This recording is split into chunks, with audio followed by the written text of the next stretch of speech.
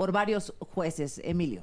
Es una falsedad que el pueblo de México le haya dado el permiso a Morena para modificar la Constitución. No solo porque eso no es así, pero lo que denota son dos cosas muy peligrosas. Que quien hoy gobierna no tenga el entendimiento de saber que no representa lo que dicen que representan. No representan más que el 54%. Y eso debería ser una medida en congruencia con su historia y el ejercicio ético del poder para entonces construir acuerdos. Pero creen, en su entendimiento de la vida, por agandalle, que tienen el 75% y que pueden hacer lo que se les pegue la gana. Segunda implicación. El problema de esto es que no tienen un límite para entender que cuando hay diferencias se tienen que usar las reglas de las diferencias. Y hay reglas de interpretación, de división de poderes, pero como Morena no acepta límite alguno, lo que están haciendo es una ruta profundamente autoritaria. Y pueden entonces, bajo la interpretación de que no hay quien revise, hacer lo que se les pegue la gana. Ponía Rubén el ejemplo, acabar con los estados de la República. Pero ¿por qué no? ¿Por qué no? Poner la pena de muerte. Ya te sonó la campanita. ¿Lo harían Israel? Hay un criterio de interpretación. Lo que denota más bien es el desprecio que le tienen al pueblo. Para ellos no existe el pueblo. Por eso dicen lo que dice Emilio, ¿no? ¿Tú sabes que el pueblo está a favor de la pena de muerte? No, yo me refiero a lo que decía Emilio respecto de que el pueblo no le dio la mayoría a Morena, por supuesto que sí, pero ellos lo desconocen. Mira, yo lo que quiero decir es, ¿qué criterio tiene la Corte? ¿Qué piensa o qué pensaba Javier Lainez o Alberto Pérez Dayán? ¿Qué pensaban en el 2022 cuando esto se sometió a su consideración? Que hay una jurisprudencia que invito al público que la vea, bájenla al PDF, nada más le ponen jurisprudencia 02-2022 y ahí dijeron que las reformas, adiciones a la Constitución son inapelables, no se pueden ventilar a través de la vía del amparo. Estos ministros que ahora dicen que sí se puede, a través de un artículo de la Ley Orgánica del Poder Judicial de la Federación, que es una ley que está por debajo de la Constitución, pretenden asumir una facultad que no tiene. A ver, Rubén. Pero rápido.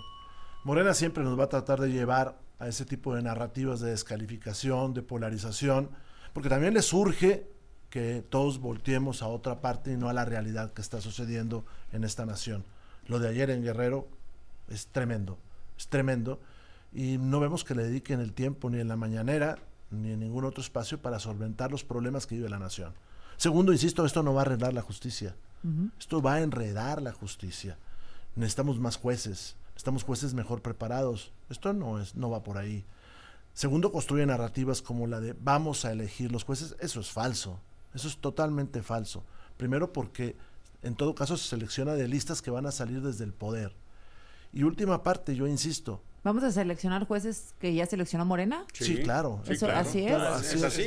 Discúlpame, no es mentira, aquí no mentimos. Los poderes. Discúlpame, aquí no mentimos. Bueno, eso es. No, tú tranquilo. O sea, es que si se robaron el voto del pueblo, que no se quieran robar acá las cosas. Mira, esto no soluciona los problemas de la nación. Y segundo, la Corte tiene la facultad para interpretar la Constitución, interpretar las normas que nosotros dictemos, porque yo pongo sobre la mesa de nueva cuenta, con esa mayoría ilegítima podrían hacer cualquier cosa. Cualquier cosa, sí. Que no les dio la población. El constituyente permanente no es el constituyente originario.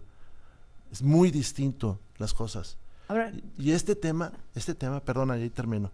Ese tema se trató en 1917. El diputado Paulino Machorro Narváez lo trató y se votó. Y en muchos estados se votó. Y se dijo claramente, el diputado responde al pueblo, el juez responde a la justicia. Sí, y el juez debe de obedecer la Constitución. No hay un artículo constitucional que le permita a los ministros analizar o tener un control constitucional de reformas o adiciones a la Constitución. Entonces, ¿la última palabra la tendría el Congreso? El Congreso, claro, eso esta jurisprudencia que te digo, el propio ministro Lainez, el propio ministro Aguilar votaron a favor de esto, de que él incluso dicen en ese criterio. Déjame hacer, te tengo tu tiempo. ¿Por qué cuando eran oposición sí pedían que la Corte lo hiciera? Se hacían análisis y se pedían análisis a las reformas constitucionales. Dime si los aceptaron. Pero o sea, si los piden es que los reconocían, ¿no? Yo estoy diciendo que este criterio es del 2022. Ahora, obligatorio. Cuando Morena solicitaba estas revisiones, ¿se concedían? Claro que se revisaban, incluso había votaciones. O sea, Cuando, a ver, lo que no puede pasar en una democracia es que tú no tengas un mínimo de congruencia en la gobernabilidad. Y lo que no puede pasar es que no obedezcan las reglas. El público puede entrar a internet, jurisprudencia 02/2022, y les va a aparecer. Y ahí van a ver que dice, este criterio es obligatorio a partir del 21 de febrero del 2022. Y es obligatorio para todos los juzgadores, incluyendo, por supuesto, para los ministros. Es de la segunda sala de la Suprema Corte. En criterio es que los que tienen la facultad para controlar a la Constitución a nivel constitucional, valga la redundancia, en reformas o adiciones a esta Constitución, es el propio Poder Legislativo, claro, y las legislaturas locales. A ver, Rubén. A ver, esta es una visión arcaica también de las cosas. Sí, porque pongamos un poquito cargadita, por decirlo menos. Pero porque vamos en la mesa lo que yo he dicho varias veces. Entonces, con esa mayoría ficticia, a mi juicio, producto de un fraude, a mi juicio, pueden deshacer el Estado federal, pueden aprobar la pena de muerte, pueden quitar el artículo 1 de la Constitución, que nos da enormes derechos a todas y a todos. ¿Pueden hacerlo? Esa es la pregunta. ¿Cuál es el control? ¿Qué control hay? ¿Qué obstáculos? Pero lo puedes hacer, los ¿o no? que yo decía, los obstáculos para que eso no suceda. Los obstáculos que constitucionalmente están previstos para que eso no suceda son las legislaturas locales y las 2/3 partes del Congreso. Valga la redundancia. Tengamos una discusión honesta. Sí. Tengamos una discusión honesta. ¿Tú crees que eso va a promover? A ver, si es honesto, ¿tú crees que vamos a promover la pena de muerte? Pueden quitar los estados. Pueden quitar, por ejemplo, la reforma fiscal. Pues todavía concentrar más poder a la federación. Quitarle los recursos, por ejemplo, como hicieron, y no es una hipótesis, le quitaron recursos de seguridad a los estados y municipios. Cuando sucede eso, a lo mejor sería motivo de discusión en esta mesa. Eso estás hablando de cosas que podrían, hipótesis que no son reales. El tema de seguridad ya pasó. O sea, podrían hacer hablemos de lo que está ocurriendo. Israel, porque esto es importante, porque lo que estamos discutiendo es cuál es el límite. Azucena, vamos a pedirle al público que lea. O sea, nosotros podemos decir muchas cosas, que lea, que lea, voy a ese punto,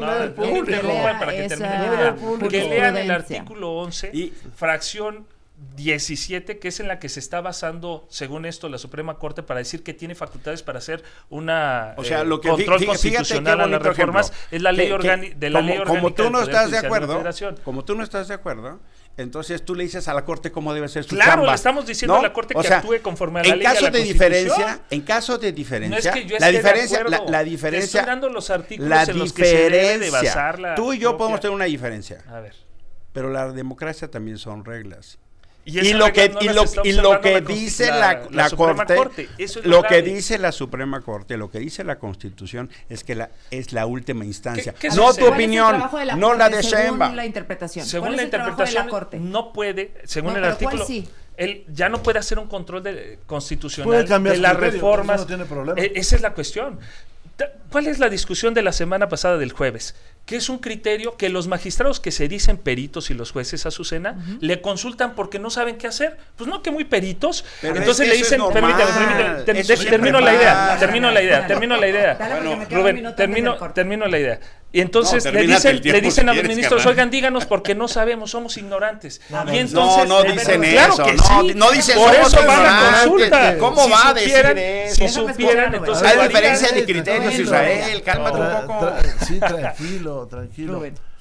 Este no es un proceso democrático para empezar. Empezó por robarse un número de curules que no tenían. Creo que la mayoría tiene que asumir la responsabilidad de gobernar un país de 130 millones de personas, no uno bananero. O sea, cualquier democracia seria llega también hasta buscar los consensos. Acá no los tiene. Pero además están generando una narrativa que se dio en los años 30 en un país donde alguien dijo que llegó con el 90% de los votos, se apropió del Congreso, cambió las leyes, hizo un tribunal del pueblo, como los de ustedes, se llamaba Adolfo Hitler. Déjenme regresar con ustedes, a ver si te puedes quedar, Rubén, sé que tienes un compromiso. Cerramos y también quiero escuchar lo que dicen respecto a Guerrero. Estás escuchando